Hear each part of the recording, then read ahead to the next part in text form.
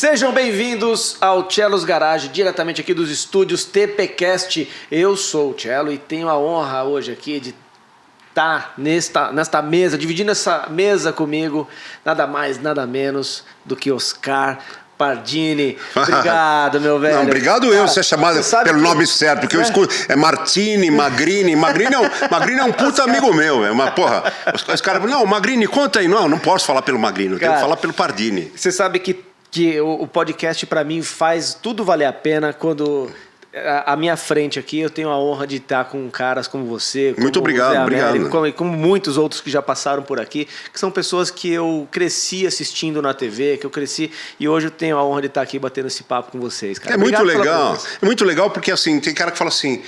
Às vezes eu tô por aí andando, eu vou muito no Embu, enfim, por aí você vê que alguém tá olhando, às vezes é garçom, às vezes é um cara que tá com a filha, e, o cara vem, você é o Pardini, né? Sou. Aí o cara fala, você não leva a mal, mas, cara, o cara fica com vergonha, fala, eu cresci te ouvindo, ele acha que tá me chamando de velho. Pô, eu sou velho, caralho, entendeu?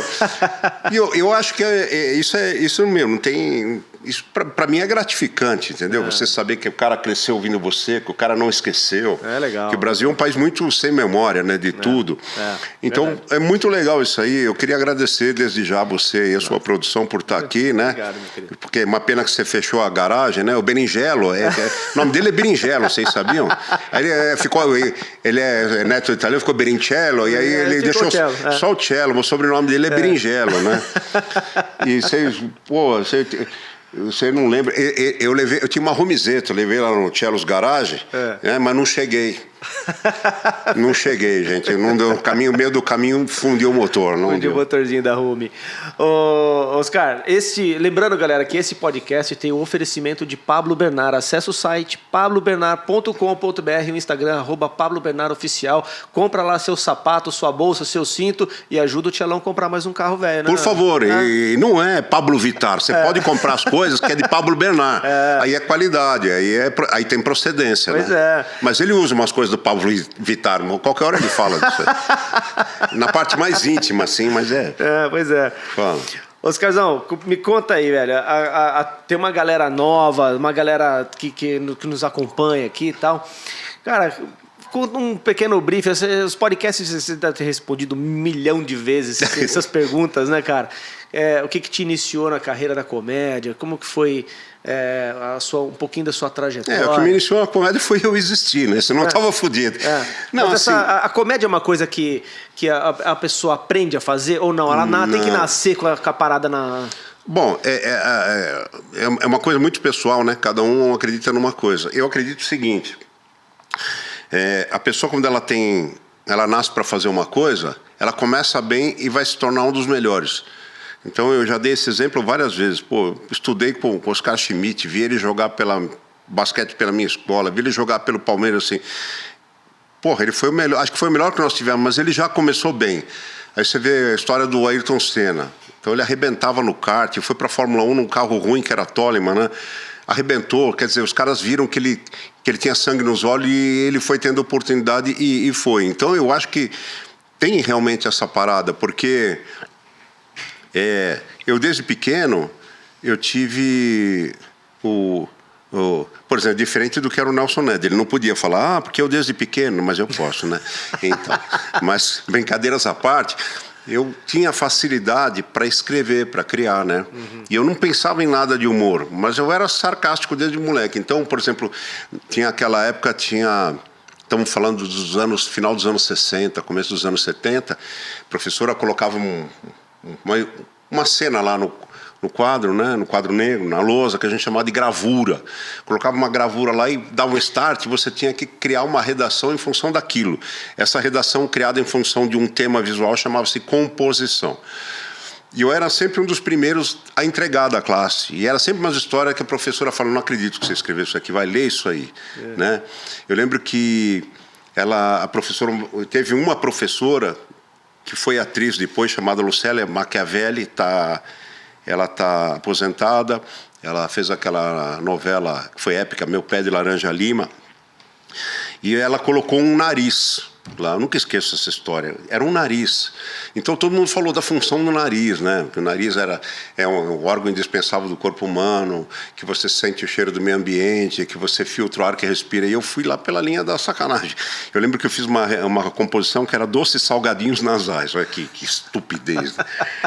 E, pô, naquela época eu não tinha nem assistido Viagem ao Centro da Terra, Viagem Insólita, que eram filmes que... O Viagem Insólita, principalmente, que encolhia o cara e punha dentro da veia.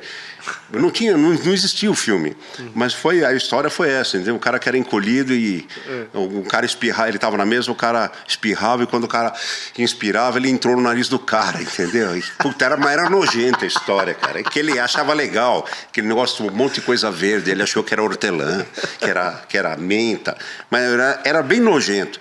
Eu estou só falando isso que é uma coisa que marcou, né? E aí a professora me chamava de Fradinho, que depois que eu fui entender que Fradinho era um personagem que zoava tudo, não me chamava mais de Oscar, era Fradinho.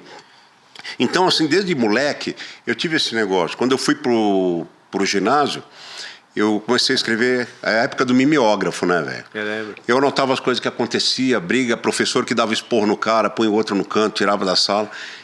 E eu escrevia umas historinhas engraçadas e tal. E aí eu comecei a rodar isso no mimeógrafo. Se você não sabe o que é um mimeógrafo, procura aí no Google. Mimeógrafo, cara, você batia... Antes do computador, você nem conhece máquina de escrever, mas tinha máquina de escrever, e você batia na máquina de escrever com uma outra folha embaixo chamada stencil, tá? E depois você, com o mimeógrafo, você copiava o que você bateu na máquina, usando álcool, era que nem uma mini tipografia. Você ia copiando nas folhas de sulfite. Eu lembro do cheiro da prova da escola. Eu também, a gelatina, que eu trabalhei com o Rotary Club, fazia a ata, passava a ata para o livro de ata com mimeógrafo. Bom, e aí eu comecei a fazer o jornalzinho da classe, puta, era um sucesso. Aí comecei a fazer, vem a cara de outra classe, me trazia as coisas deles para eu fazer o jornalzinho da outra classe. Tal. E isso seguiu até eu terminar o colégio. E nessa época eu era tímido, mas já arriscava fazer umas imitações, contar umas piadas, cantar umas paródias. Eu morria de vergonha, porque o pessoal me chamava para ir na festa, chegava uma hora que o pessoal falava, ô Pardini, vai, vem aqui. Não era Pardini, Oscar, vem cá, vai, vamos começar, vai. Ó, pessoal, esse aqui é meu amigo. Fazia as pessoas sentar em volta, eu não tinha o que falar.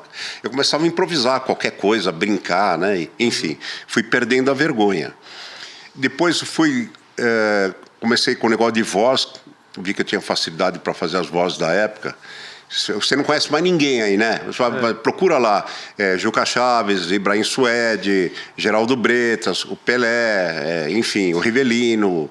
Um monte de coisa assim. Isso que eu ia te perguntar, cara. Você acha que tinha mais caricatas antigamente do que hoje? Porque hoje é uma coisa mais linear, as pessoas falam mais normal. Porque os caras antigamente tinham uma característica forte de... Isso, né? Porque a imitação, ela é o quê?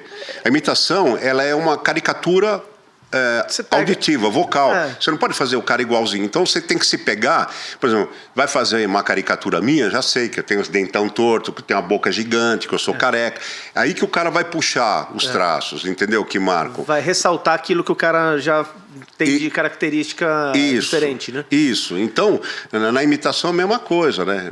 Você exagera nos traços que marcam a voz do cara. Só que eu acho que todo mundo ficou muito... pasteurizado, sabe? Almofadinha. O jogador de futebol agora se acha artista, né, meu? Você imitava o Juquinha, não? Imitava. Eu falava, pela praia passear, lá se vai doce Julieta. Se de repente sobe o mar, vai molhar o seu joelho. Aí alguém fala, Juca, mas não rimou. Não rimou porque a maré estava baixa. Né? E depois me tornei muito amigo do Juca. Conheci todos os caras que eu imitava. Martinho da Vila. Esse negócio que eu falei agora aí, que ajuda o Tchelo a comprar um carro velho, era do Juca, que ele tinha esse bordão, e ajude a encher os 2 tanques da sua Jaguar. Né? Ajuda o Juquinha a comer caviar. Comer caviar, menestrel do Brasil. Menestrel, né? do Brasil. E era engraçado que o público dele era chique pra caramba, era puta de um nível cultural, e ele entrava sempre descalço, né? Uma calça largada branca, uma camisa com a citara dele lá. Mas era uma outra época, e assim, ninguém se preocupava eu acho que as pessoas eram mais autênticas, entendeu, cara? O cara que jogava futebol, por exemplo, ele estava mais preocupado em jogar o futebol do que como é que ele vai sair na foto. Sem mimimi, né? Então, assim, era era uma época que as pessoas não tinham vergonha de ser elas, entendeu? E de falar o que pensavam. Então você tinha nego que aparecia na TV que era gago, né? Você tinha gente que não escutava bem. Por Nelson Gonçalves era gago, né? Uhum. O cantor. Era do tempo do teu vô, viu? Ele não gaguejava cantando. Mas ele gaguejava falando. Eu conhecia ele falando, Miriam, você, o Pardino, né, que o pessoal chama você. Eu vi você no programa do Flávio Cavalcante, e você imitando, eu cantando, não tem nada a ver, viu? Não, eu não canto. Eu nunca canto ruim assim. Eu falei, mas eu imitei você cantando e gaguejando, né? E na música você não gagueja. Mas aí, sabe? Era muito engraçado, cara. Então, assim, eu acho que as pessoas eram mais autênticas, as pessoas faziam mais sucesso pelo que elas eram. Se você prestar atenção hoje, as pessoas sonham em ser que nem quem? Que nem alguém.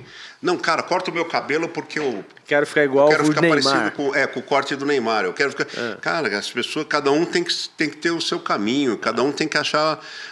Isso até responde aí o que você perguntou, né? Como é que eu comecei? Eu tinha necessidade de... Mas nunca pensei... Sempre fui gozador, brincalhão, mas eu nunca pensei que eu ia um dia conseguir viver disso. Uhum. Pelo contrário, porque na época que eu comecei a fazer isso, você pega um moleque de 18 anos, 16, o cara tá bombando no YouTube. Não existia rede social, não existia internet. Mas estou falando assim para você... A gente não tinha... Por exemplo, era reprimido. O lance do artista era reprimido. Era visto como marginalizado. Eu vou contar para você uma coisa que já contei em alguns podcasts. Eu era louco para fazer teatro, para colocar para fora aquele lado palhaço e tal. Eu lembro que eu fiz uma peneira, eu era sócio do Palmeiras. E teve uma peneira de teatro lá. E eu passei. Eu tinha que decorar um texto e fazer do seu jeito. E eu era... Acho que era um garçom, alguma coisa. Eu fiz um garçom completamente doido, cheio de tique, cheio de coisa. E aí eu cheguei em casa super contente e falar para meus pais, porra, eu passei na peneira do Palmeiras, eu vou viajar com o espetáculo. A primeira coisa, meu pai falou, só vai estudar. Entendeu? Eu não queria dizer que eu não ia estudar. Não vai fazer uma coisa séria. Era assim, a TV era uma coisa marginalizada. Entendeu? O Paulo Outram contava muito essa história do teatro, porque ele veio do teatro para a TV, né? Ele encarou tudo isso aí. Então, hoje não. Então, hoje as coisas são mais liberais. Então, eu não acreditava que eu ia conseguir fazer sucesso com aquilo. Porque o que a gente aprende em casa, e hoje eu sei disso por causa do meu podcast, que depois a gente vai falar, que é a história das crenças limitantes. O que você aprende na sua infância, o que você ouve, vai contar para o resto da sua vida, cara. Principalmente no primeiro setênio, né? Exatamente. Fala, né? Então, eu cresci com aquele negócio, não faça isso que não vai dar certo. Não faça...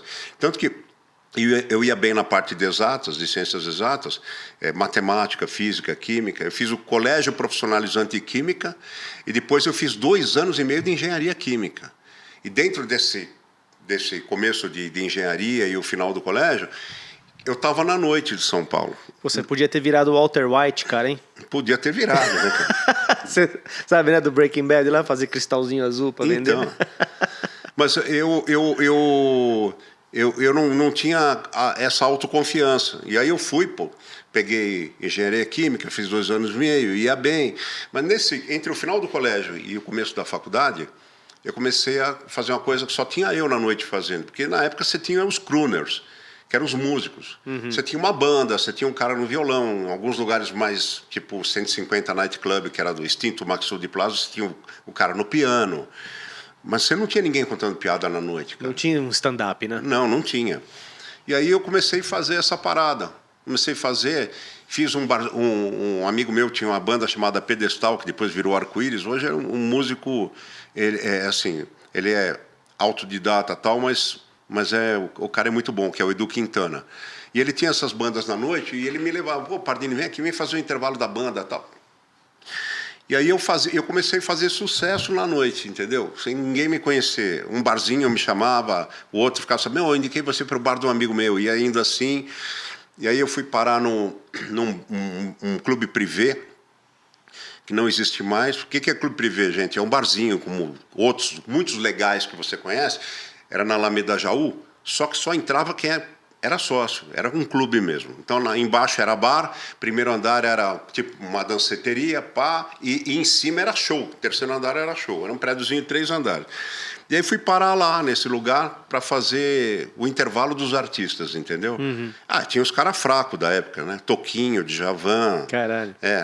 American Graffiti, que era uma puta banda legal, que fazia várias músicas de novela.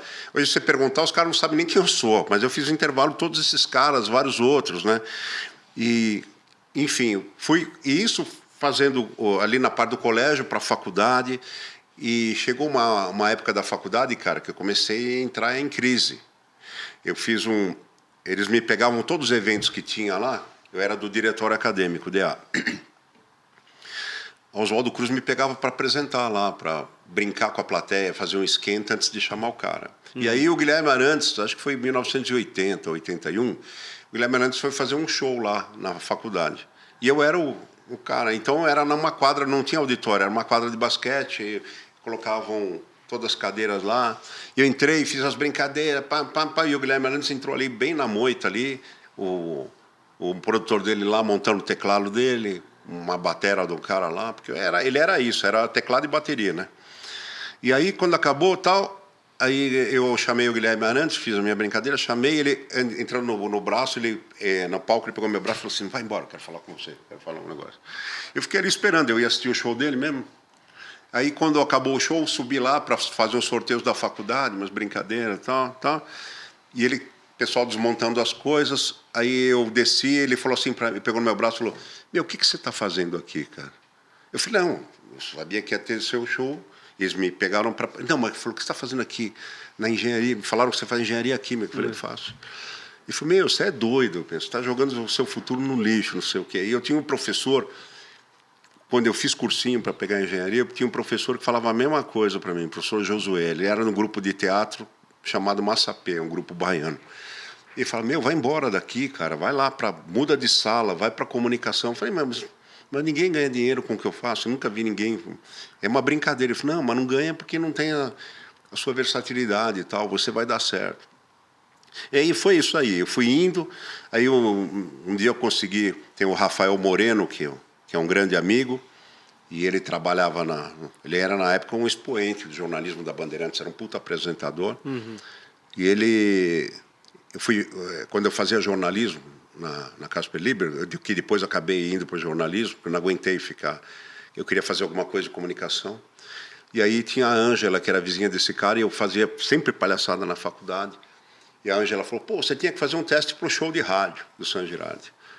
Eu falei, mas já fiz 2 ou 3 testes lá, mas não passei. Não, mas eu vou falar com o Rafael, ele é meu vizinho de porta, e fomos na casa do Rafael Moreno, e o Rafael conseguiu que eu fizesse um teste no show de rádio, que o melhor imitador que eles tinham, que era o meu amigo hoje, Ciro Jatene, estava saindo do show de rádio. E aí eu fiz...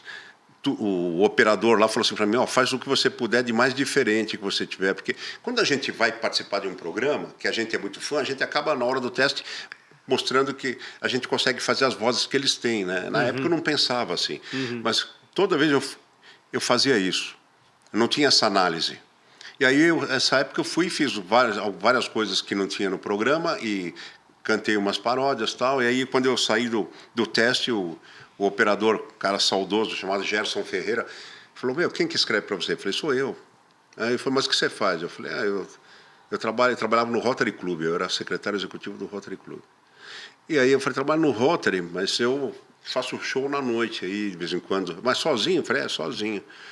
E aí quando ele fez o San Girardi, eu vi o teste, e falou para o San Girardi, ouve aí, Sanja, porque você é diferente, o cara é que escreve e tal. Enfim...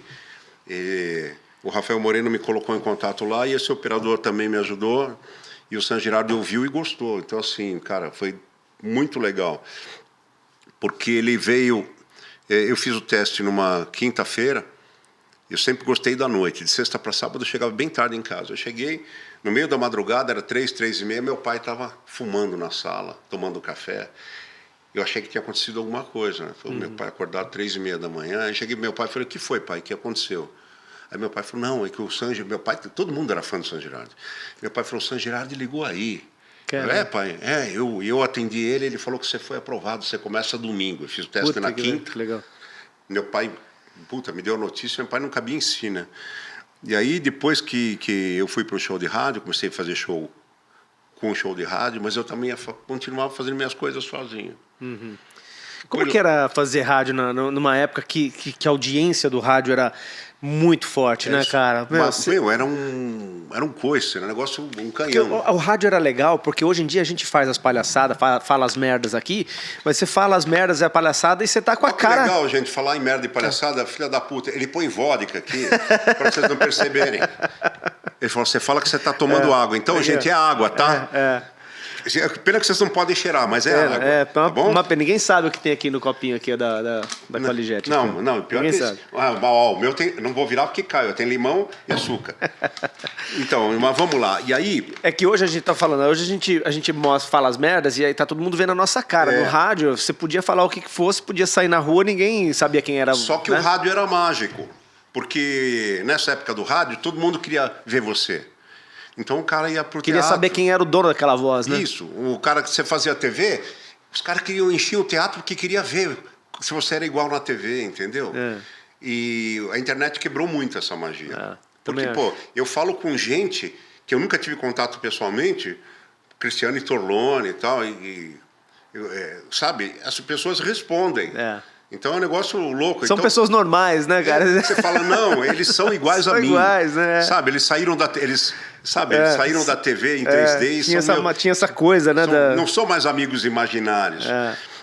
Então, naquela época, o rádio e a TV, cara, você tinha 7 canais de TV abertos, 6, né? E você tinha, acho que, 16 emissoras de FM. Enfim, depois do show de rádio, eu só complementar isso porque que vai responder a tua pergunta. No final do show de rádio ali, o Tutinha estava com um programa na PAN, que era o Djalma, amigo Djalma Lijon, I love you, né? E queria mais gente para fazer humor na PAN. E o Zé Américo, meu sócio hoje do Café com Bobagem, ele ligava na PAN de madrugada fazendo umas imitações, tá? Eu gostava. E aí o Tutinha já tinha chamado ele, o Zé estava indo lá e gravando imitações. E o Tutinha chegou para ele e falou, eu quero montar uma equipe aqui dentro, um pessoal para fazer só isso, só humor. Você conhece alguém? E o Zé me indicou. Era meu fã. Eu ouço o Pardini e tal. E foi muito engraçado, cara. Porque Vocês têm a mesma idade, você e o Zé? Não, o Zé é uns 9 anos mais novo que eu, mais ou menos. 8, 9 anos mais novo que eu. Aí... eu trabalhava ainda no Rotary Club. Aí o Tutinha chamou para fazer o teste. Fui lá de terninho e gravata, né? O Tutinha me olhava com uma cara assim, né? Diz que o Tutinha comentou assim com o Zé: Meu, quem que é esse cara, meu? O que ele faz? Aí o Zé falou: eu trabalho no Rotary Club. Meu, Rotary Club, meu, o cara vai vir contar piada aqui. Você faz essa voz do Tutinha? Dizem que o Dr. Pimpolho é ele. É a sátira do Tutinha. É mesmo? Ele é daquele jeito mesmo. Tchelo, vai se fuder, meu. Toma no cu. Chilei do caralho, meu. Era assim. Depois eu vou contar umas histórias do Tutinha pra você. Bom, mas vamos lá. E aí, conversa vai, conversa vem, eu fui parar na PAN. E a gente tinha um negócio lá que era a equipe de humor da PAN. Era eu, o Zé Américo, a Rosana Herman. O Escova gravava, o saudoso Carlos Roberto Escova gravava umas coisas com o Zé, que era o Isto é Incrível. O Zé Américo fazia, eu sou o Brown e eu vou morrer nesse episódio. Tinha o Escova fazia o Silvio Santos e tinha o Isto é Incrível, que era um programa do SBT, do programa Silvio Santos. Era um quadro do Silvio. E o Escova, muito criativo, fez esse programa, fazia, o que é que você vai fazer? Qual é a tarefa? E aí o cara, bem, eu vou entrar ali naquele moedor de carne e vou sair completamente ileso. E ele sempre morria, sabe? E o Silvio ficava, ele morreu, oi, lá. Sabe? Era um quadro de sarcasmo, mas era muito engraçado. Enfim, eu lembro disso. Bicho. Lembra? Eu fazia dicas e gabaritos de Fervex, o mestre Siciliano, fazia aulas de inglês também, que bombou, que a Rosana Herman deu ideia e eu passei a escrever e gravar, fazia o Acredite Se Quiser, enfim. A gente começou a fazer um sucesso no rádio que a gente não tinha noção do que era. Não tinha noção. Eu ficava o dia inteiro, entrava 8, 9 horas, saía 10 da noite de lá. Puta tesão de trabalhar lá, tal, mas não sabia o que se passava fora. E ganhava dinheiro na época? O Tutinha ganhou muito. O Tutinha ganhou muito, porque é o seguinte, era o Djalma Jorge, começou todo mundo a querer saber quem era. O Tutinha fazia um Gil Gomes, ele não aparecia, fazia um Lombardi, sabe? Que é para manter o enigma da parada. Mas a gente tinha todos os quadros de humor que orbitavam essa ideia do Djalma no programa dele e na programação da PAN. E a gente começou a fazer muito sucesso, mas a gente não tinha ideia o que era. Então, aproveitando a história para responder, a gente passou uma fase na PAN que nunca mais ninguém vai viver no rádio, cara, que foi uma coisa assim para nós de bitomaníaco. Aí fala, Pardini está exagerando. Pô, pergunta para o Zé, pergunta para o Ivan. A gente ia para cidades fora de São Paulo porque não existia o rádio satélite. Não tinha nem internet, nem o rádio satélite. Hoje a Jovem Pan, por exemplo, Rede Jovem Pan, Brasil todo, Transamérica, Brasil todo, 89, Band, não tinha isso. Então, as rádios vinham do Brasil todo comprar as coisas, o humor da Pan, que era a gente que fazia.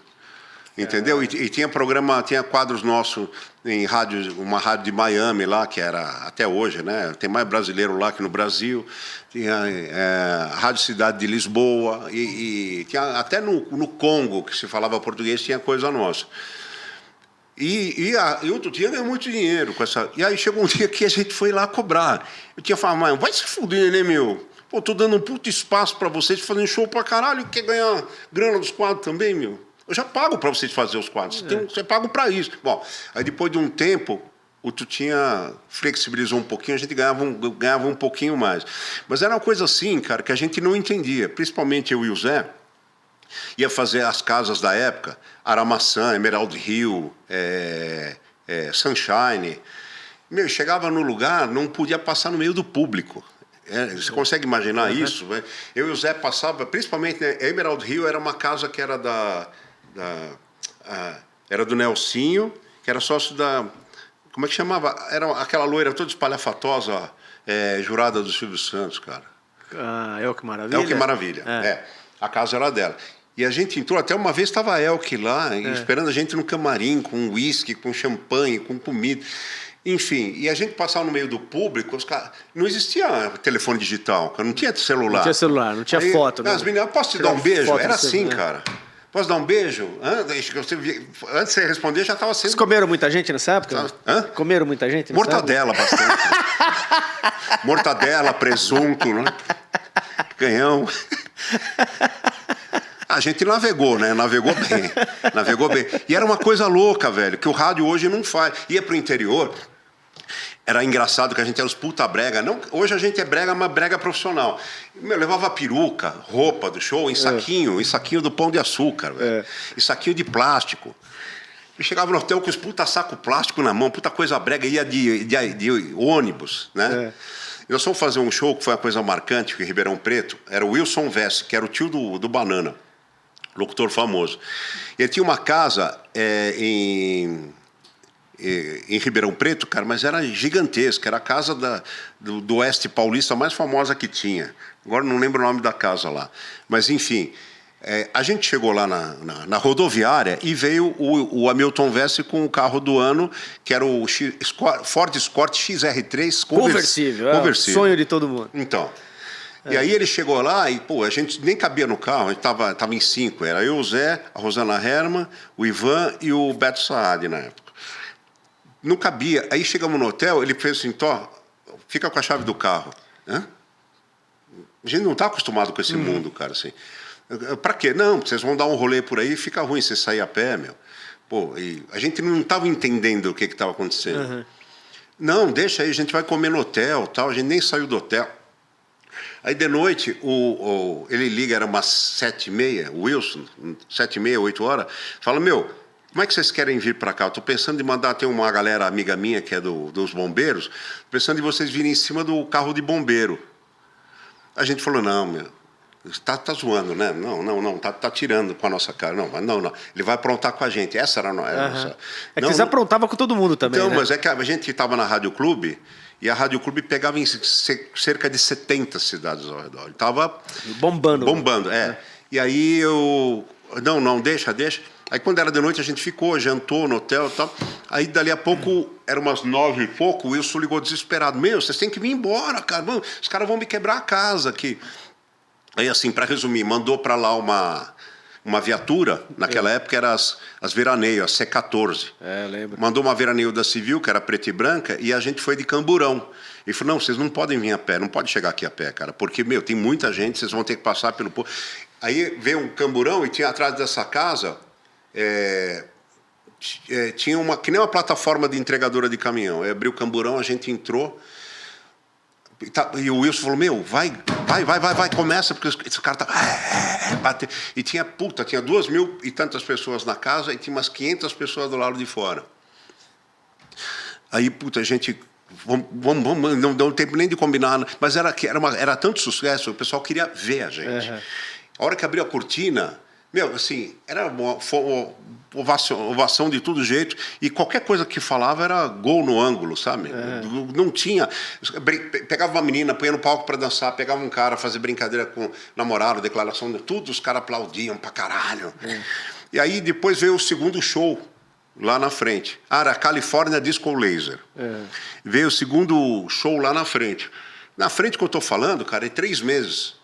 E aí o Wilson falou, vocês têm que voltar, porque ficou muita gente para fora e tal. A gente já foi mais ambientado, entendeu? Em vez de levar a roupa em saquinho de plástico, a gente levou nas sacolas da mãe da gente, né? Carrinho de feira. Mas também, aí já fomos de carro e tal, tá? E foi muito louco, porque a gente chegou no lugar... E ficamos no mesmo hotel, que acho que era o King, ou Pink, não existe mais o hotel. Mas era o melhor da região lá. E aí, à noite, o Wilson mandou pegar a gente e levou lá. A gente chegou atrasado. Aí ele entrou desesperado, não, começa logo. Aí ele falou assim, mas ele falou pra gente, não é o mesmo show, né?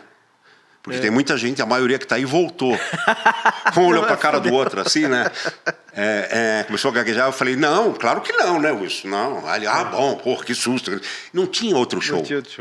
A gente falou, a gente inventou, depois a gente mandou inventar lá que a Rosana não estava passando muito bem, dá mais 15 minutos aí, por favor. Pegamos pincel atômico, umas folhas de sulfite. Quero escrever merda. Desesperado. E não é fácil fazer merda, né? Não é, cara. Cagar, merda que é merda, você faz 2 vezes por dia, e é sempre a mesma. É difícil, você come diferente, mas merda é sempre a mesma. Agora de fazer merda diferente. Bom, e aí, assim, a gente ficou em pé, e tinha a cortina aqui na nossa frente, embaixo era a plateia, e tinha um bandô. Bandô, se você não sabe o que é aquela parte da cortina, em cima, assim, ó, que tem as cortinas mais antigas, casas mais... E tem um negocinho assim de pano, de tecido, um acabamento. E em cima aqui do palco tinha um bandozinho que cobria as luzes que iluminavam a gente. A gente pegou as folhas de sulfite, fita crepe, pincel atômico, só escrevia assim, piada da mosca, piada não sei o quê, e pá, né? E foi legal, pusemos... Rosana Herman pôs esse copinho de café aqui e ficava imitando, tinha um filme da mosca, né? E eu ficava... E ela ficava... Punha os casal no palco, ela subia no cara, lambia o cara. Os caras riam de tudo. E quando acabou o show, o Wilson, vocês são foda mesmo, hein, meu? Ninguém faz outro show em 3 meses. Aí a Rosana, aquele jeito rouco dela, a Rosana era, Wilson, mas a gente tem que criar todo dia, né? A gente tá acostumado, puta mentira, cara. Assim, então, cara, assim, era uma coisa, foi uma época muito... E a gente não ganhou mais dinheiro porque a gente não tinha noção. A gente chegava no hotel para fazer o show, vinha a equipe da Globo local, a equipe do SBT local, da Record local, rádios... era uma briga, porque outras rádios queriam falar, a rádio que levava não deixava, né? Mas o Tutinha também foi vítima minha. Foi. É engraçado que a Pan, ela nunca deixou de lado a comédia, né? Você vê que ele mantém... Eu acho que então, pelo o lance do Dr. Pimpolho tá tantos anos ali, acho que é por causa ele não tira por causa... Essa história... De se sentir meio... Foi o sucesso que meio deu. ele ali. Não, sabe o que é? Eu tenho que ter a humildade de dizer que o primeiro cara que eu acho que bombou na Pan FM foi o saudoso amigo Serginho Leite. Serginho Leite, eu lembro dele. Ele morreu? Entendeu? Morreu. O Serginho morreu em 2011, cara. Eu lembro dele fazendo imitação no Jô Soares, eu acho. Infelizmente ele morreu. E ele fez tanto sucesso que com pouco tempo ele fazia o Le Dancer na época. Ele fez tanto sucesso que a Rádio Globo FM na época tinha criado a Rádio X FM, que passou a ser Rádio X na Rua das Palmeiras. Acho que ele foi o cara mais bem pago da história do FM. Foi para ganhando uma puta grana. E a gente veio um pouco depois, mas era um outro estilo. A gente veio criando personagem, criando quadro, criando comerciais, zoando comerciais, criando comerciais, inventando repórter, e junto com as imitações. Então foi um outro estilo, né? Mas o Tutinha, cara, vou contar uma coisa legal para você. Na época, hoje não existe mais isso, tá? Mas a gente sempre fala do Tutinha. E o pai, que é Tuta? Também estava lá nessa época? Tava, já tinha? Seu Tuta, estava ele e o Fernando Vieira de Mello também, que era o diretorzão. Né? Para baixo do seu Tuta era o Fernando, lá em cima no AM, no jornalismo. Onde entra o Emílio nessa história toda da PAN? O Emílio, ele veio de São Manuel, acho que trabalhou na Band, foi para a PAN como locutor e ficou e passou a ser... Ele é sócio da PAN, não? Porra, não é sócio, mas ele na época que eu trabalhei lá, ele era o cara que criava todas as vinhetas, todas as falas legais, ele era sei lá, a voz padrão da PAN. E assim, o Emílio era de uma geração que só tinha cara fudido. Era o Emílio, Beto Rivera, César Rosa, Cacá Siqueira, Joca. Então, entre os grandes, ele marcou porque ele tinha um estilo... Todo mundo tinha o seu estilo diferente lá. Mas ele gravava muita chamada. A PAN, toda vez que fazia promoção, era com o Emílio. Ia apresentar um evento ao vivo, era com o Emílio. Então, isso marcou. Tanto que ele fez até Batalha dos Sexos na Bandeirantes, um programa como apresentador na época, por causa da PAN. E aí... Você conta a história do... Era meio separado, assim, o AM, não sei... Tinha um papo assim, que não sei porquê, mas hoje não existe mais isso daí. Mesmo, aí você vai dizer, mas não tem mais AM lá. Mas mesmo quando tinha agora, não tinha mais. Isso daí foi lá nos anos 80 que eu trabalhei, para os anos 90, e aí tinha uma rixa. Aí, toda terça-feira, nós tínhamos a nossa reunião, sabe? E aí eu peguei e imitei o Tutinha, eu tinha o Arnaldo Sacomani, né, bicho, que era o produtor que... Pô, o cara cuidou de vários artistas, sabe? Foi jurado. E aí tinha reunião com o Arnaldo, com os locutores, com todo mundo, e eu peguei. O Tutinha, de vez em quando tinha evento da PAN, ligava numa casa que não existe mais, mas que até a Globo fazia propaganda, chamada Doceria Paulista. Era na Rua das Palmeiras, perto da Rádio Globo.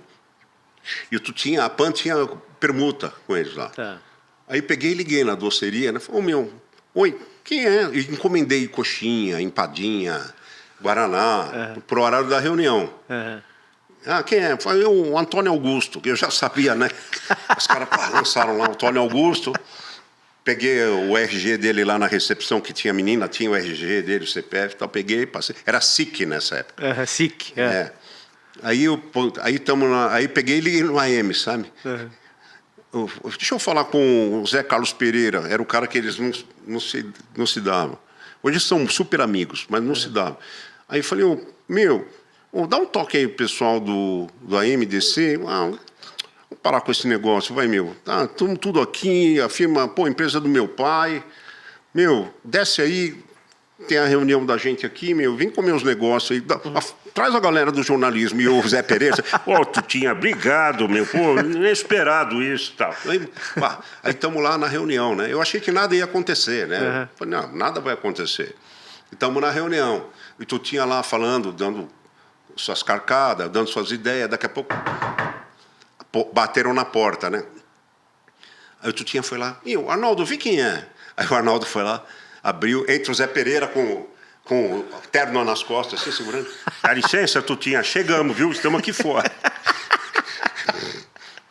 Aí o Arnaldo falou, peraí, mas nós estamos em reunião. Aí eu falei, não, eu sei, mas o Tutinha me falou que era para eu esperar acabar. E eu falei, não, o que vocês vieram fazer aqui, Você não chamou a gente para comer um salgado e tal?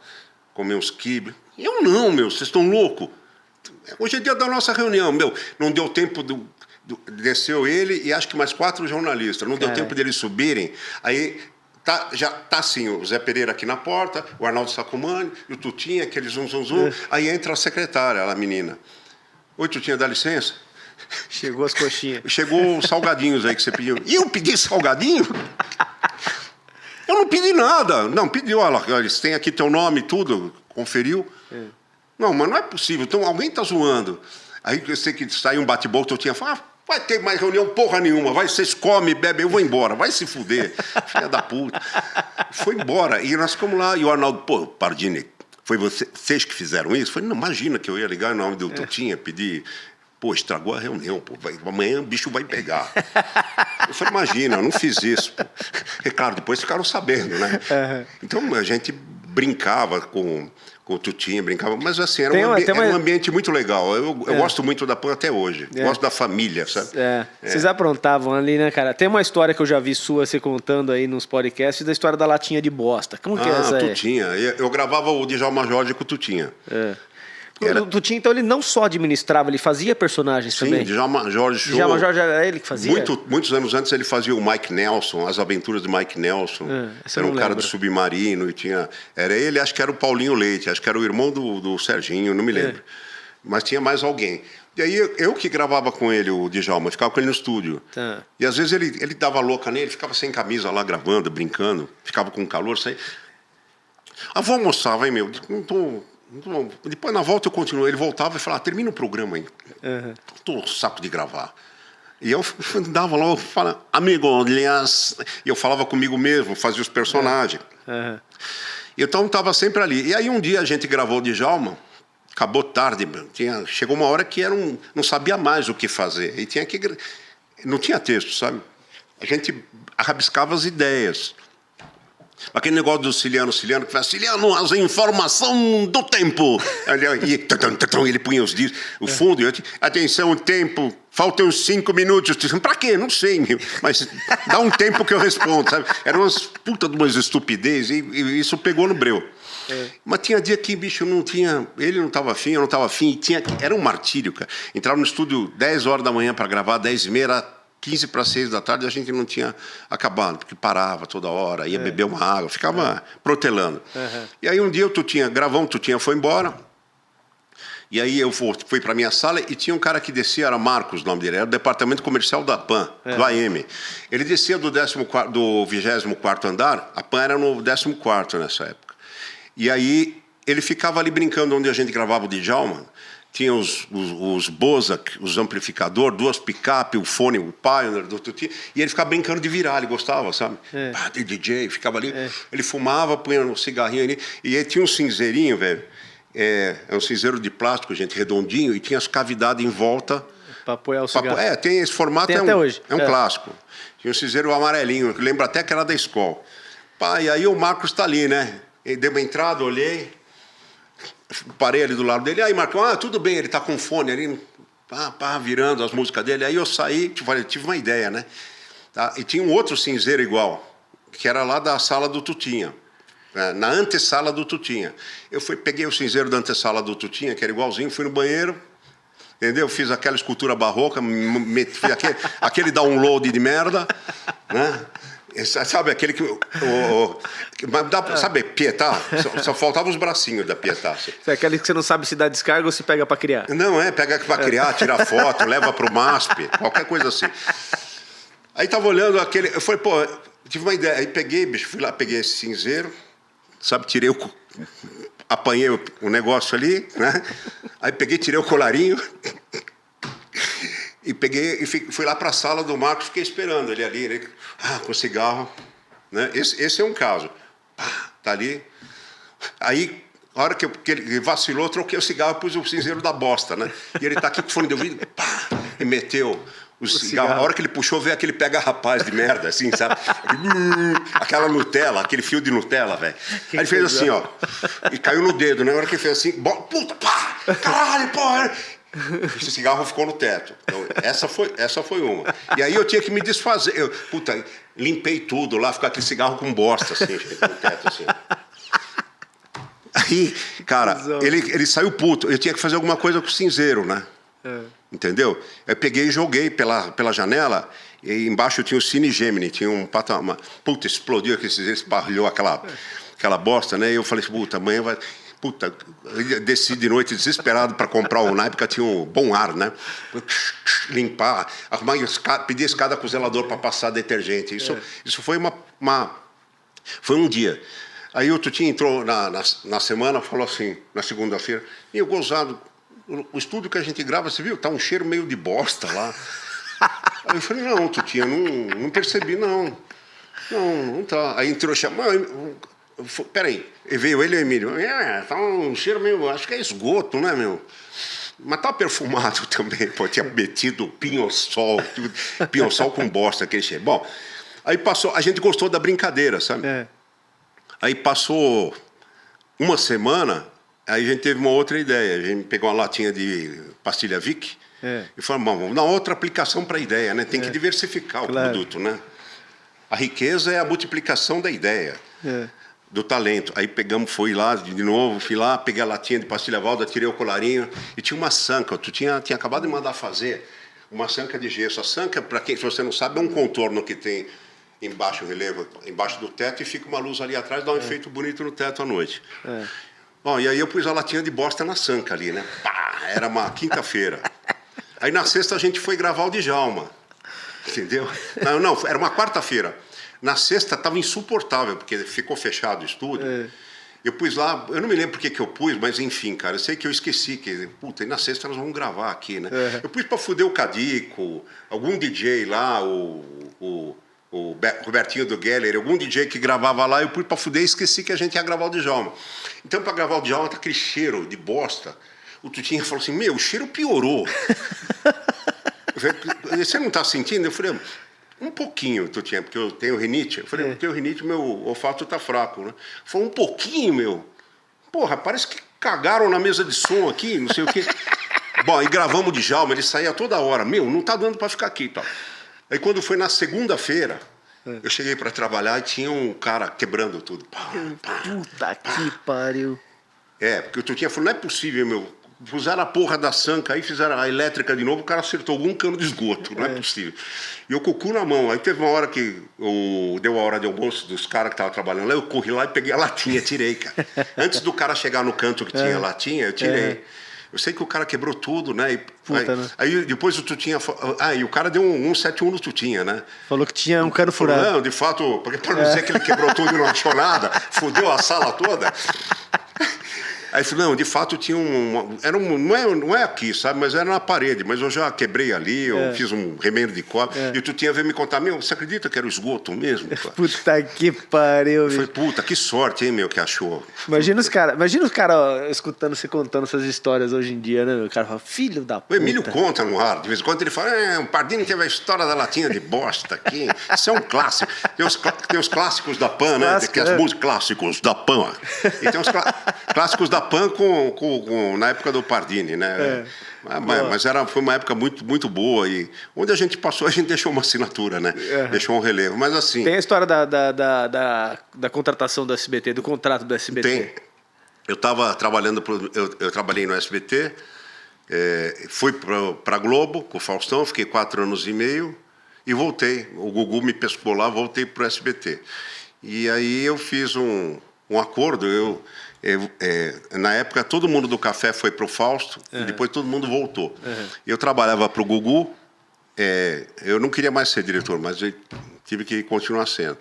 Então ele queria que fizesse as coisas fazendo no Fausto, que criasse, escrevesse, editasse, só que eu fazia parte do Café com Bobagem. Então assim, trouxeram todo mundo da Globo de volta, sendo que o resto do pessoal do café fazia praça. O contrato deles era com a praça e quando o Gugu precisasse, eles iam lá e a gente fazia um quadro junto. O meu contrato era com o Domingo Legal e quando a praça precisasse, eu ia lá e fazia. Era inverso o papel. E aí, cara, eu sei que venceu o meu contrato, né? 2 anos.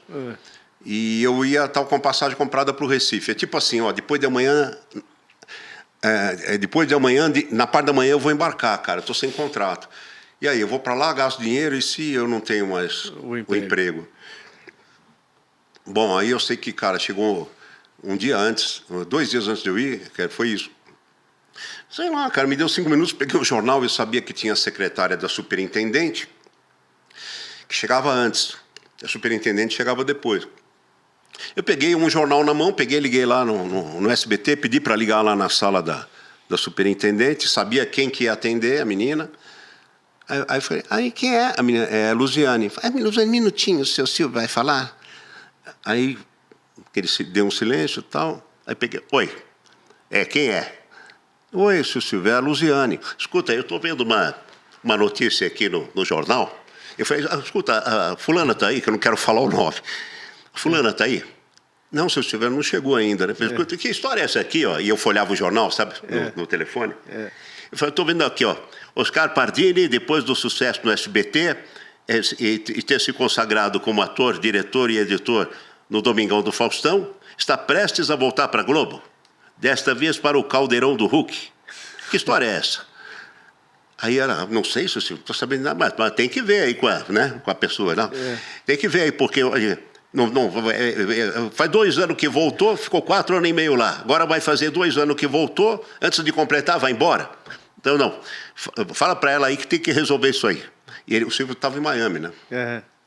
Estava lá no condomínio Celebration, que eu sabia que ele estava lá, meti essa... Mas depois, cara, me caiu a ficha, sabe? Falei, meu, que merda, né? Fiz, caralho, vou me fuder.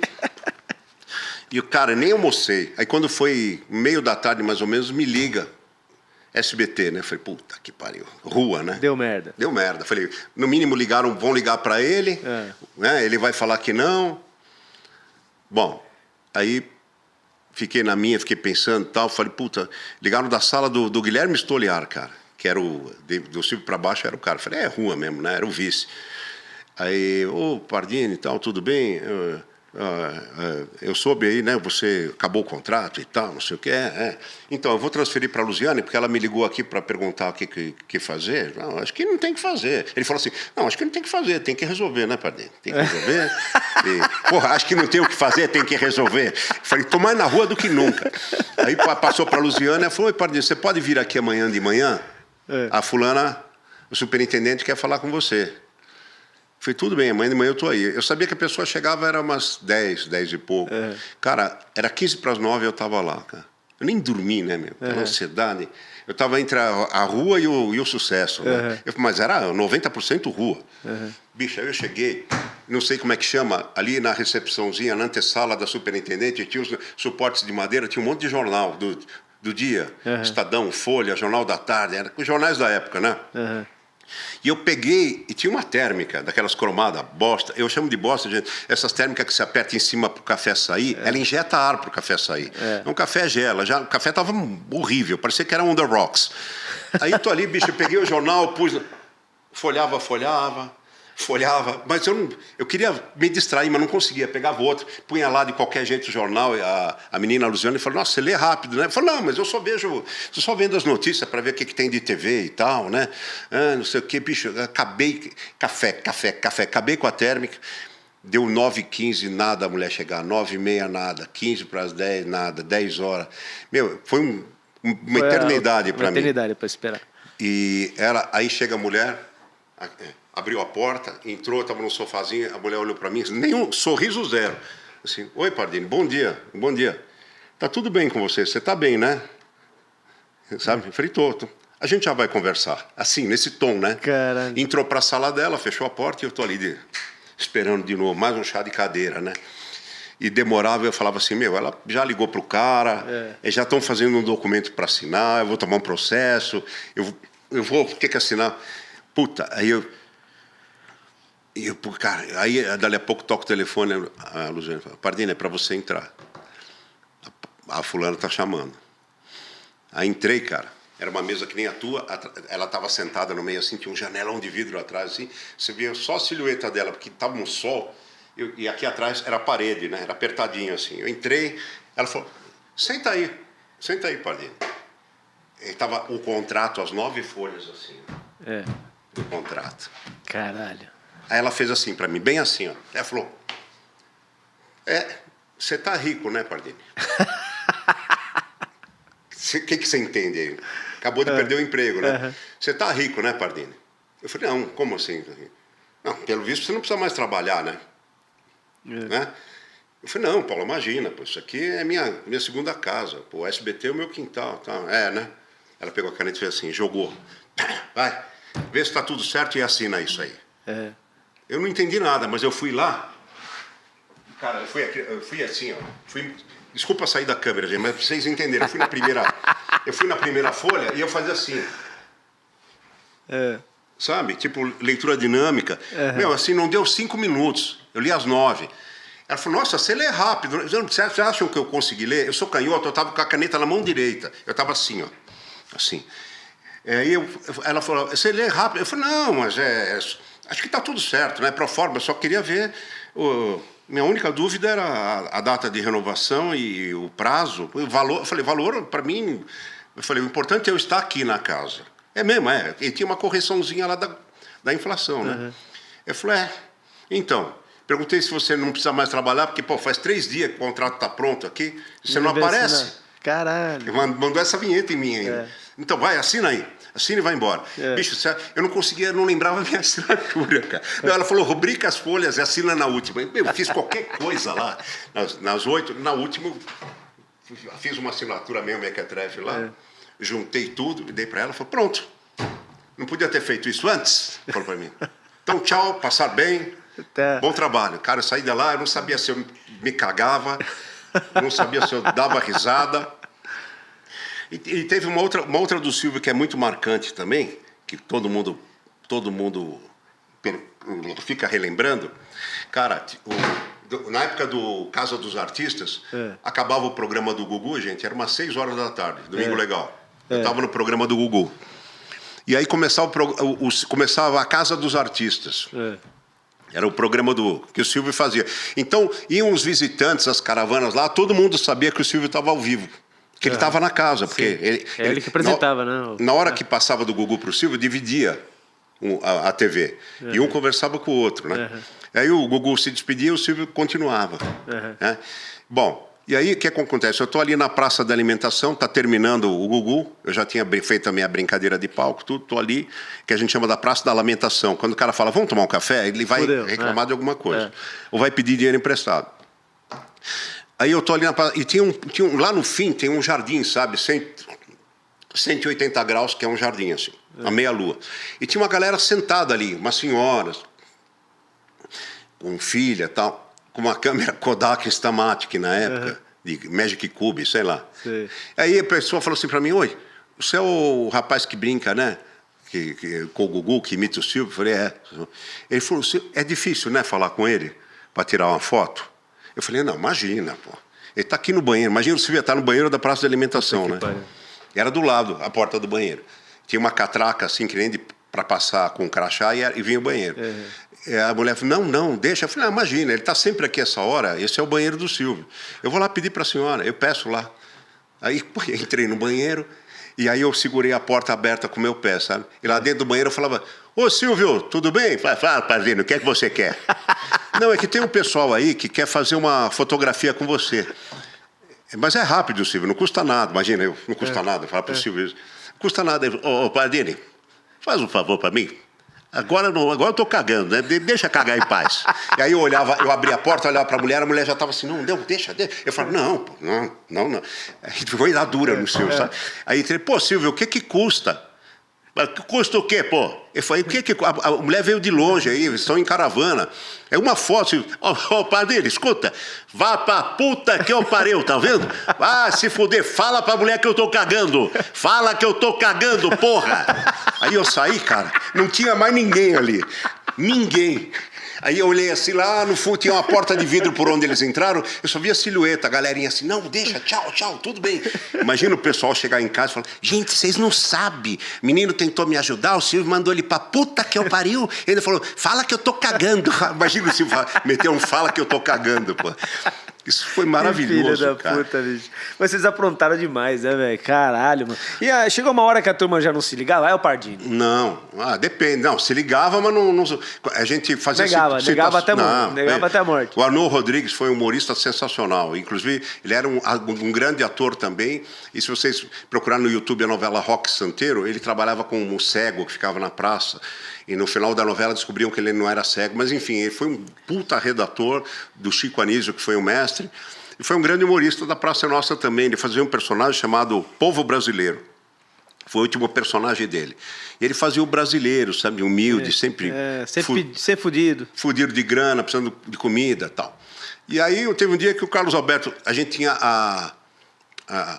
a prévia do programa, a gente sentava, passava o texto com o Carlos Alberto, cada um passava o seu, era uma reunião, né? Uma pré-eleção, que nem tem no time de futebol antes de entrar em campo. E esse dia, deu a hora, passamos o texto, aí deu a hora de almoçar, se maquiar, e em seguida gravaria o programa. E o Carlos Alberto estava bravo, sabe?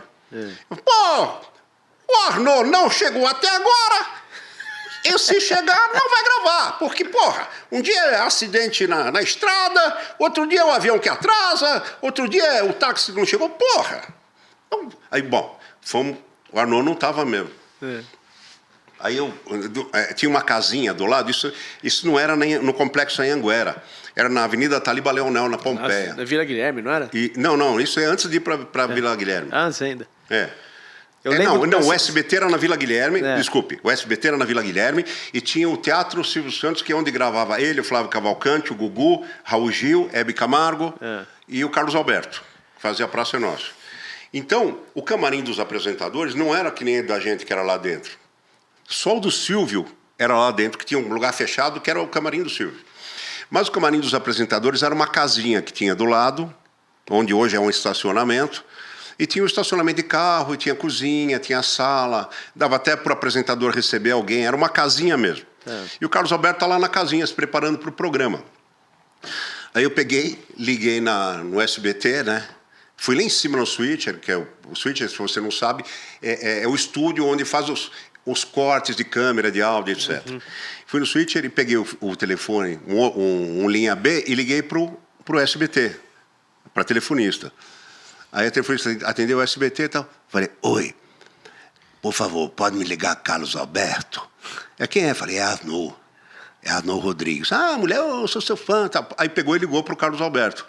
Pô, Arnaud, o que acontece? Você não chega? Eu falei, pô, Carlos Alberto, nem te conto. Não é que eu não estava aí. Ele tinha um cabelo pichain grande, assim, sabe? Grisalho.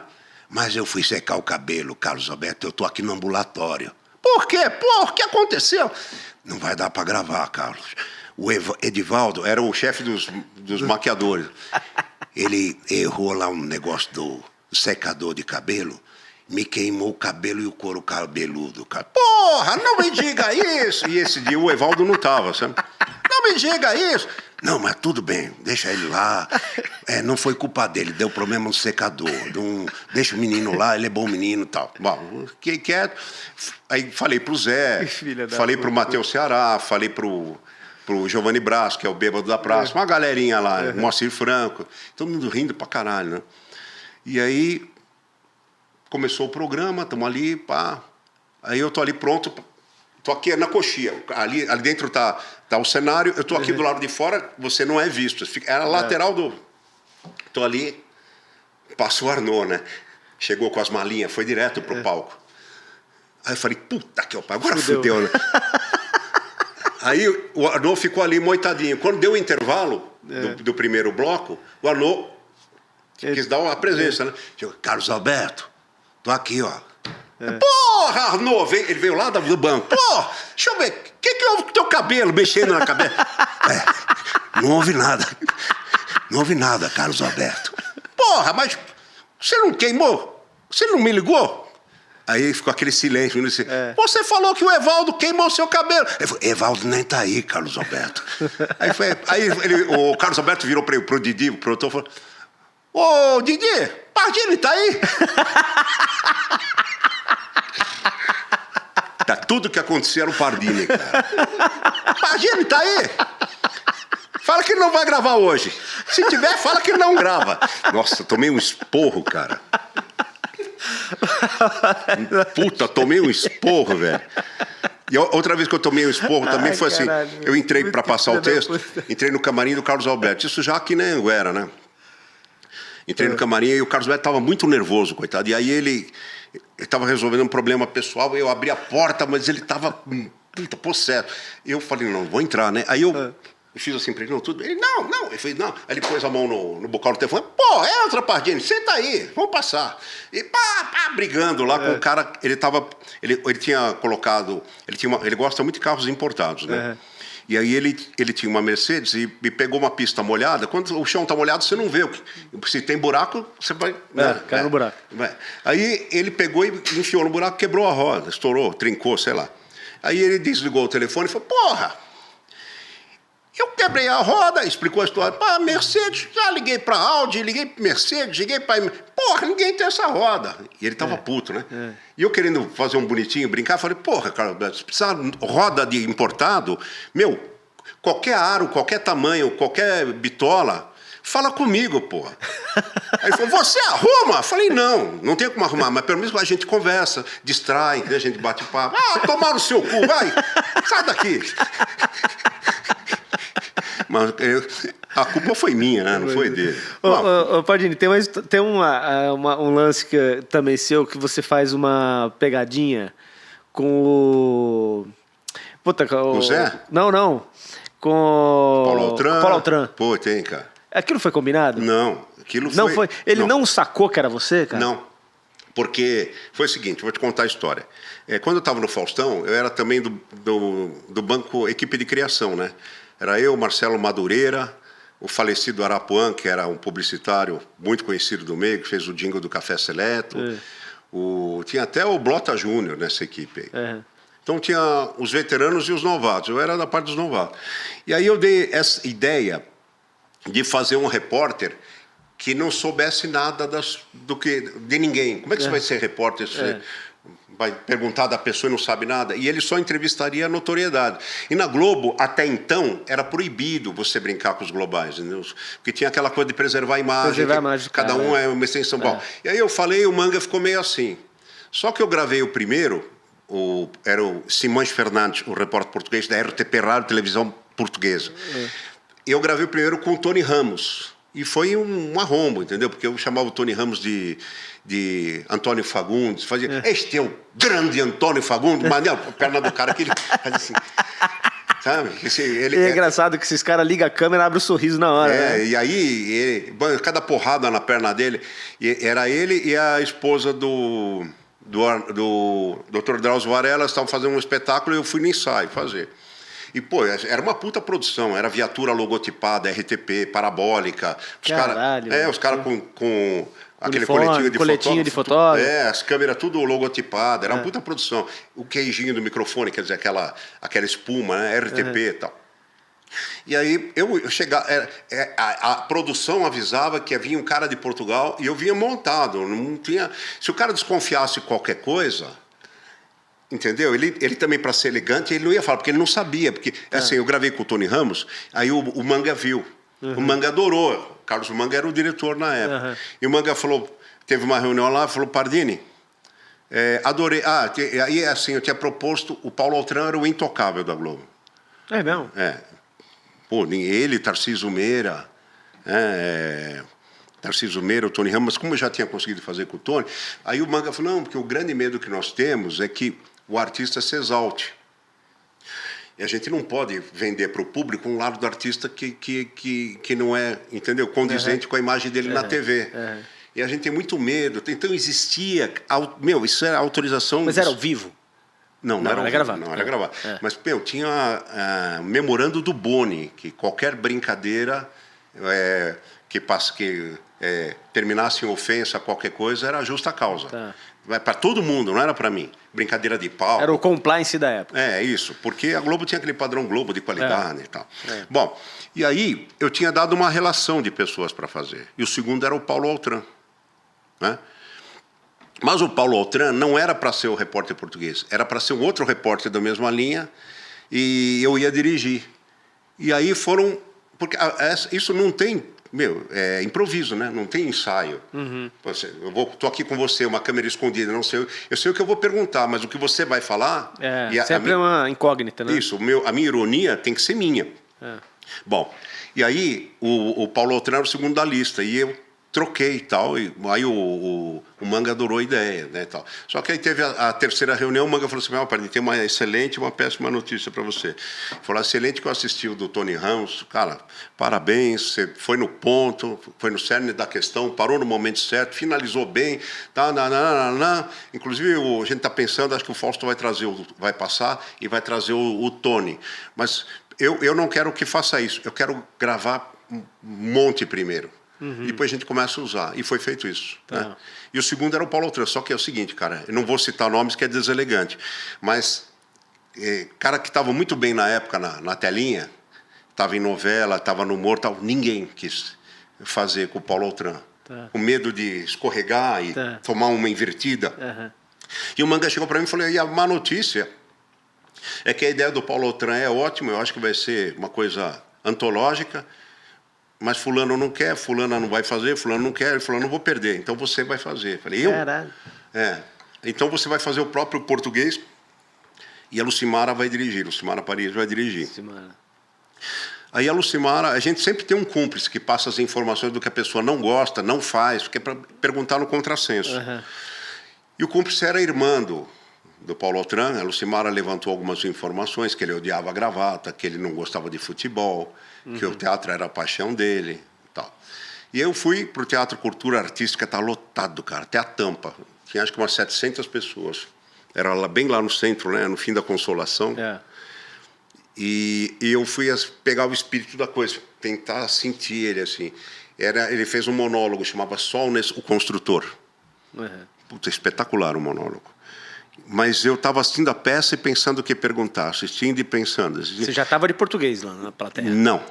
Não. Eu estava lá no fundo da plateia, porque ele acabava a peça e ia tomar banho. Eu voltava para a viatura para ser maquiado. E porque a gente tá com as câmeras lá, mas tinha a viatura na porta. Tá. Só que ele não ia sair do teatro antes da entrevista, então a viatura não estava camuflada, nada. E eu não fiz o repórter português, então eu fiz o que era para outra pessoa fazer. Tá. Eu não fiz porque eu achei que se eu fizesse o português ele poderia pegar algum vacilo meu. Então eu fiz um repórter ignorante, um iniciante. Não era português, realmente. Eu fiz um estagiário de jornalismo, bem nó cego, bem ignorante. E aí mas eu estava bem nervoso, cara. Eu usei o meu nervosismo a favor, porque eu estava no palco com a equipe de câmera, tudo, a irmã dele ele tomou banho, a irmã dele trouxe ele veio todo arrumadinho. Esse daqui é o rapaz da faculdade e tal. Que eu preciso... Desculpe incomodar, o senhor deve estar cansado, mas eu tenho um trabalho que é uma conclusão de curso, é um TCC, e eu preciso muito disso para fazer uma pós e eu vou ganhar uma bolsa se o senhor me ajudar, se eu for bem sucedido. Não, vamos lá, rapaz, vamos lá. Foi todo solícito, foi muito cavalheiro. E aí sentou lá, abriu a câmera, vamos gravar? Vamos. Aí eu falei, bom, estamos aqui ao lado do senhor... Parei, desculpa, como é que é o seu nome mesmo? Aí ele falou, é Paulo. Aí mas é Paulo do quê? Silveira. Ah, tá, então vamos lá. Gravando. Estamos aqui ao lado do senhor Paulo Silveira, ele Autran. Assim, já nesse naipe, né? Estamos ao lado do senhor Paulo Autran, que é uma pessoa que já jogou muito futebol, né, seu Paulo? Ah, sim, Eu falei, joguei. Ele falou, joguei no Fluminense, no Flamengo, no Palestra Itália. Eu falei, mas o senhor fora isso tem uma vendinha também. Vendinha é um barzinho, naquela época a gente fala vendinha. Ele falou, tenho. Porque a palavra da moda, a gente tem que diversificar, não é? Nós temos que diversificar. E foi tocando, tal. Aí eu vi que ele foi ficando nervoso, sabe? Falou de que ele teve farmácia, tal. Usava gravata, não, coleção de gravatas. A sua coleção de gravatas. Esse vídeo vale muito a pena o pessoal assistir. Tá no YouTube, isso aí, procura, né? Pegadinha do Faustão com o Paulo Altran. Paulo Altran, tá lá vale muito a pena assistir isso daí, cara. Aí foi, e a sua coleção de gravatas? Ele, coleção? Eu nunca usei gravata, rapaz, na minha vida, não. Mas a produção... Mas ele foi um gentleman no final das contas, né? Manteve a linha. Manteve, né? E eu estava nervoso e eu punha o microfone, eu fazia a pergunta, eu punha o microfone quase na boca dele, ele afastava. Ele falava, você tem que ver outros entrevistadores, que você não pode enfiar o microfone na boca do entrevistado. Você tem que assistir o Jô Soares, assistir a Marília Gabriela. Eu falo para ele, mas eu não tenho TV, seu Paulo. Ele fala indignado, não tem TV? Sabe? Fazendo jornalismo, querendo uma pós, sem saber quem ele é, não tinha TV. E o pós-gravação que você se revelou, como é que foi? Não, no final, né, eu falei, e o senhor fez tudo isso na vida, colecionou gravata, jogou futebol, resolveu fazer teatro? Isso aqui é uma bobagem, né? Ele falou, é uma bobagem, né? Mas ele falou não sei o quê, ele bateu na minha perna e falou, olha, rapaz, agora não dá mais, eu vou ter que ir, sabe, estourou o saco, né? Não dá. Ele falou assim, eu tô aqui ainda sentindo arrepios do teatro lotado, a casa lotada, e você vem me falar que isso aqui é uma bobagem? Francamente. Teve uma hora que ele falou assim, olha, quem te escalou pra cá tá de parabéns, viu? Eu tô ofuscado com o seu brilho. Ele fala, que brilho! Daí eu sendo irônico, ele mais ainda, mas eu estava bem nervoso. Aí no final eu falei, não, pô, me dá uma chance aí, tal. Aí ele, não, eu vou embora. Eu falei, não, põe para gravar. Aí eu falei assim, estou ao lado desta enciclopédia, Universidade Viva do Teatro, considerado o maior intérprete vivo de Shakespeare, que encenou grandes obras de Shakespeare, como Macbeth, Rei Lear, não sei o que, tal. E eu falei, Paulo Altran. Ele ficou atônito. Ele falou baixinho, como é que você sabe? Eu falei, não, é que eu não sou esse repórter tão burro que o senhor está vendo, meu nome é Oscar Pardini, e o senhor também não está falando para a faculdade, o senhor está na pegadinha do Faustão. Aí ele falou assim, mas seu cretino! E eu tenho a fala dele, que a Globo não pôs, né, me parabenizando. Olha, Fausto, o cara não sei o que, tem o dele, tem o do Tony Ramos, do Tarcísio Meira e da Glória Menezes, que eu invadi a peça como português. É gostoso, né, cara, quando você tem uma devolutiva, né, desses caras que são geniais. O único que quase me bateu foi o Herbert Viana, isso quase me bateu, porque ele estava na Jovem Pan, a gente montou uma loja... Ele andava ainda na época, né? Sim, foi antes dele passar o apuro do acidente, cara. Eu montei uma loja só de CD pirata, mas só tinha os dele. Aí ele desceu da Pan, o produtor dele era o meu cúmplice, né? E ele desceu para autografar um disco. A hora que ele chegou e viu que só tinha disco dele, tudo preto e branco, era tudo copiado. Aí eu falei, assina para mim aqui, ó. Tudo pirata. Ele falou, como o meu? Não, fica tranquilo, não vai. Eu falei, mas meu, CD pirata. Eu falei, sei, não, eu sei que você deve gostar da ideia, mas não precisa nem elogiar. Eu que inventei. Porque assim, o cara compra o seu CD, entendeu? Tem só uma música. Ele acha que tem todas. Não, tem uma ou duas. Aí só o cara chega. Só que o cara vai pagar R$5, entendeu? Fala pra ele, essa é a manha, entendeu? Então o cara, quando chega em casa, ele nem vai reclamar, pagou 5, entendeu? Vai ficar legal, porque você autografa.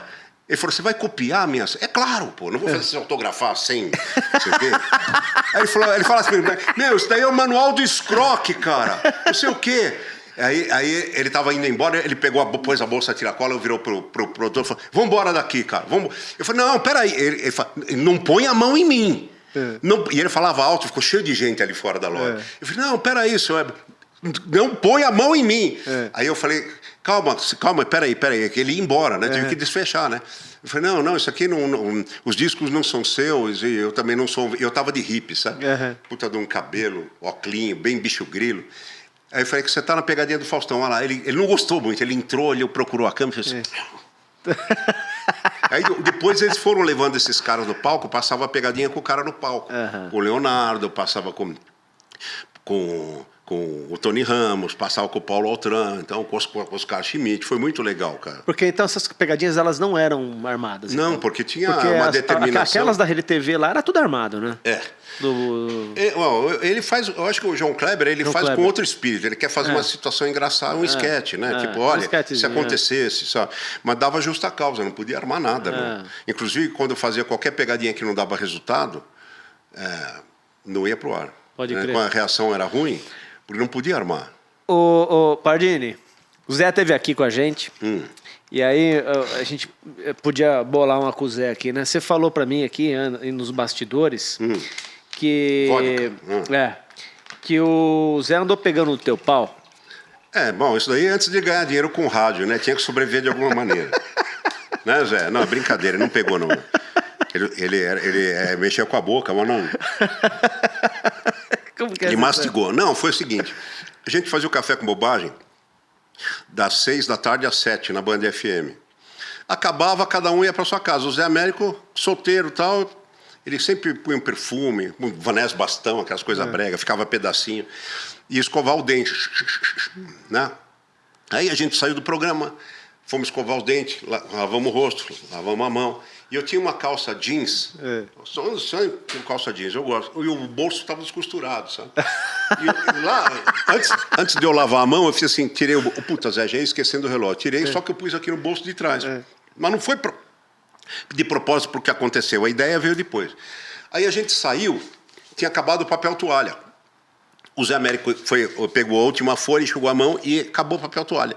E a gente saiu e tinha uma escadinha ali que você virava para ir embora. Quando chegou ali na virada, antes do Zé ir embora, eu falei, Zé, quebra o galho para mim? E no caminho, detalhe, o Zé saiu da frente do banheiro e foi ali na escadinha esperar eu e o Ivan pra gente se despedir.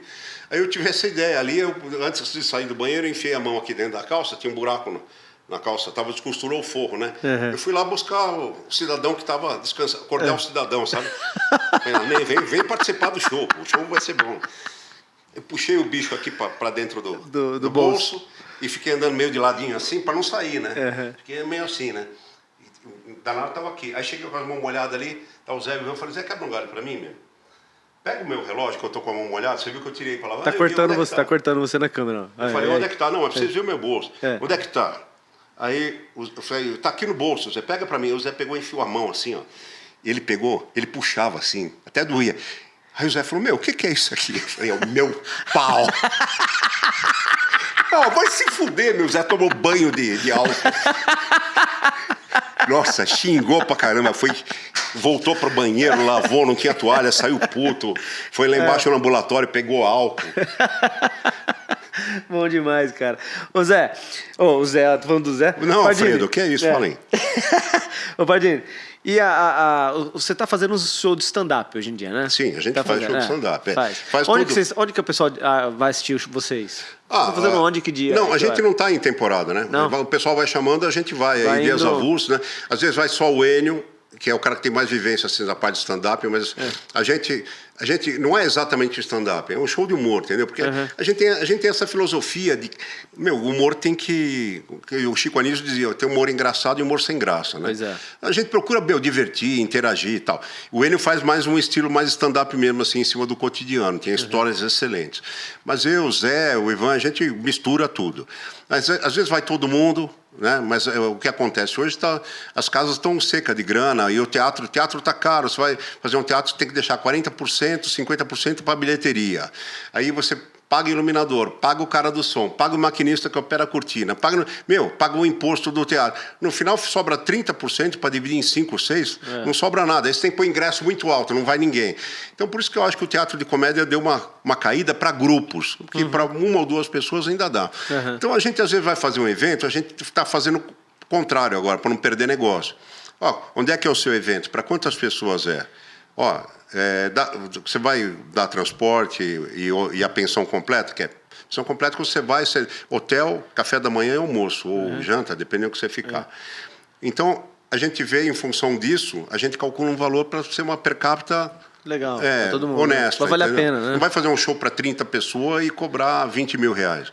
Porque não vai fazer, porque um evento para 30 pessoas não estão gastando isso no dia. Então não vai querer cobrar para ganhar em 40 minutos, 1 hora. Bom, então às vezes vou eu, às vezes vai o Zé, às vezes vai o Enio, às vezes vai 2, vai 3, a gente vai se misturando. Nas casas noturnas é a mesma coisa. O pessoal entra lá no @Zé Américo TV, ou @Oscar Pardini 10, ou @Enio Vivona, entra lá, ou no Café com Bobagem Oficial, e acha a gente e a gente vai. Legal, show de bola. Hoje mais empresas, é mais ficar velho, Pardini, é difícil, né? Mas ficar velho é ruim, cara. Porque, veja, por exemplo, a gente tem umas certas tradições e a gente estranha, né, o mundo atual. Eu, por exemplo, eu cheguei e escutei minha filha, já tinha namoradinho, ela tinha 16 anos, já tinha namoradinho, né? Aí eu percebi que o sapato dela estava na sala e tinha mais um par de sapato na sala. E eu subi a escada, tem um tapete que antigamente chamava-se capacho, tapete que acompanha a escada. Tirei meu sapato e fui lá na porta do quarto da minha filha, né? E fiquei contente, velho, porque ela falava assim, só casando. Não, só casando. Não, só casando. Porra, eu falei, puta, minha filha é foda, né? Essa eu eduquei, né? Eduquei bem. Desci, abri uma cerveja, tô lá vendo o jogo do Verdão. Dali a pouco desce minha filha. Oi, pai, nem vi que você estava aí. Oi, tudo bem, tudo bom? Aí chegou lá, me apresentou. Oi, pai, esse aqui é meu namorado. Ô, prazer, tudo bem? É o Zando. O nome dele é Zando. Então a gente estranha essas coisas, sabe? A gente não está muito acostumado com essas histórias aí.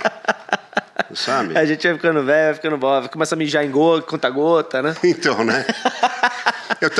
Eu até digo que eu acho que esses comprimidos Viagra, Cialis, Levitra... Isso é pra comer a mulher da gente. Né? Senão não funciona. Mas, vou falar uma coisa pra você. Eu acho que... Lembra aquele peru da Sadia? Tinha o peru da Sadia, que a Sadia lançou. Não sei o que parou, porque era um sucesso, cara.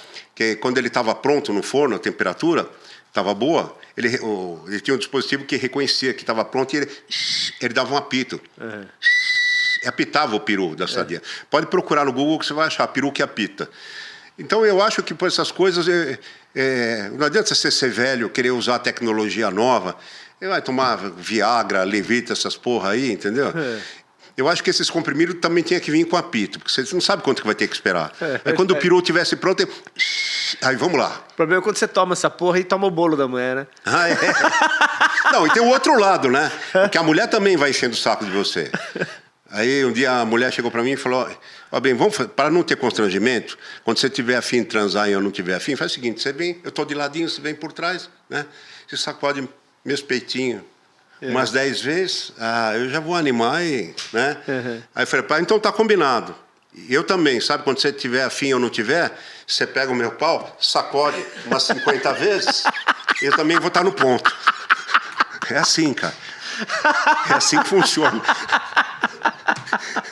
Já sabe, show, @OscarPardini10, hein? Segue o Instagram. É isso aí, vai lá. Pessoal, segue lá o Pardini, segue o pessoal do Café com Bobagem. Qual que é o... Fala de novo aí, qual que é o... Pra gente botar na legenda @OscarPardini10, @ZéAméricoTV, @NVivona, @René Van Orden. O do Ivan, ele punha muita putaria no Instagram, tiraram dele. Tiraram dele? Tiraram dele com 200 mil. Então não tem Instagram, mas a gente passa o recado, faz o pombo correr para você. E queria convidar você e o seu público. Primeiro eu quero agradecer a você que está aí do outro lado, a razão desse trabalho fantástico que o Cello faz, né? E que o Esponja faz, não sei por que chama Esponja o operador dele, mas acho que chupa alguma coisa, mas é o Esponja, quero agradecer. Fica só sugando. Sugando. E aí quero agradecer você que nos prestigiou até agora, recomendo o podcast aqui, o Cello's Garage. Uma coisa importante, se inscreva e siga o canal do Cello, porque eu não sei se você sabe, mais de 90% das pessoas que acompanham na internet tem essa preguiça de, 2 segundos, você encosta na tela, inscrever-se. O outro, ativa o sininho de notificação, porque o YouTube, reconhecendo que o conteúdo tem relevância, que vale a pena, assim como esse episódio, espero que tenha te divertido, vai divertir mais um monte de gente. Não deixa parar em você, faz isso. Eu sempre faço isso pelos colegas que convidam, né? Porque é importante. Então, quero agradecer você, agradeço o Esponja mais uma vez, fez um trabalho excepcional aqui pra gente antes de começar. Né? Estamos relaxados. Eu achei que eu não tinha fechado a calça. Agradecer você, Cello, e também convidar vocês. Eu faço um podcast, por incrível que pareça, eu falo sério. É o Pardini, como eu sou antigo, vou dizer banda B, que banda B é de fuder, né? Mas é um outro lado meu, o lado sério meu. Eu faço um trabalho de qualidade de vida na internet, que é um canal. É um podcast, chama Agora é Você Podcast. É assim, aquele espaço assim para você, uma vez. Pô, você trabalha 7, 8, 10 horas por semana pro seu trampo, 5 dias por semana, sei lá, 22 dias por mês. Então, é 1 hora por semana para você parar para você. É um trabalho realmente de saúde, bem-estar e autoconhecimento. Né? É uma coisa assim, ele é todo... Eu me coloco no lugar de quem está assistindo para perguntar aos convidados coisas que você perguntaria. Isso aí. Então, vão médicos, escritores, fisiologistas, nutricionistas, até hipnólogos. É muito legal. E a ideia do conteúdo é que sejam sempre conteúdos que você possa aprender e praticar. Então é muito legal, chama-se Agora é Você Podcast. Agora é Você.podcast. Está em todas as redes, mas a exibição principal é sempre no YouTube, toda quarta-feira, 8 horas da noite. E tem o Instagram também, que é o Agora é Você.podcast. Então, gostaria de convidar você que está aí, com certeza você vai gostar. O Cello já está convidado, já conhece o trabalho. O Esponja já nos lambuzou aí com esse trabalho do podcast, né? E é muito legal, cara, tá? O Esponja, ele não quer bucha na vida dele, ele só esponja. Mas, brincadeiras à parte, o cara é muito competente, viu, gente? Inclusive como esponja. E... Não, o cara é muito competente, me recebeu muito bem, agradeço aqui a maneira, o carinho que vocês me receberam. Imagina, tamo junto. E, cara, e muito sucesso para você. Em vez de você encerrar, eu tô ir embora. É que você não me aguenta mais aí do outro lado, né? É bom demais. Não, isso é típico do cara que já vem do rádio, da TV, né? O cara sempre vai assumir a liderança. Aí, pra mim, não é ótimo. liderança, não, pô. Não, pô. Porra, quem é o piloto que quer parar antes da hora? Não, pô. Aqui a gente tá... Não. É uma honra pra nós aqui ter você aqui com a gente. Obrigado, cara. Obrigado Thiago. mesmo, cara. Obrigado pela presença. Ó, e sábado, eu vou convidar. Tomar liberdade de convidar para... Ah, o Pardini não foi lá, podia ter falado. Sábado, vou fazer um churrasco com samba, chopp e... Vai ter umas brincadeiras lá, sorteio de prêmio. Se não estiver fazendo nada sábado à tarde, cara, faz um também, meu.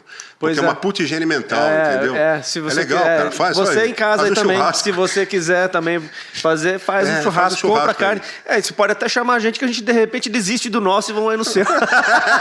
Porra, gostei. Então, sábado faz o churrasco, hein? Vão estar esperando. Mas com samba e brincadeira. É isso aí.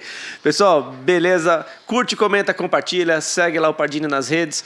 E lembrando que esse podcast teve o oferecimento de Pablo Bernard, de Qualijet. Acesse o site qualijet.com.br, assim como pablobernard.com.br e o @pablobernardoficial.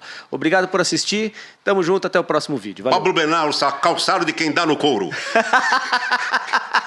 Boa, meu. Obrigado, falou, meu. Obrigado, meu. Muito legal, viu? Show de bola, velho.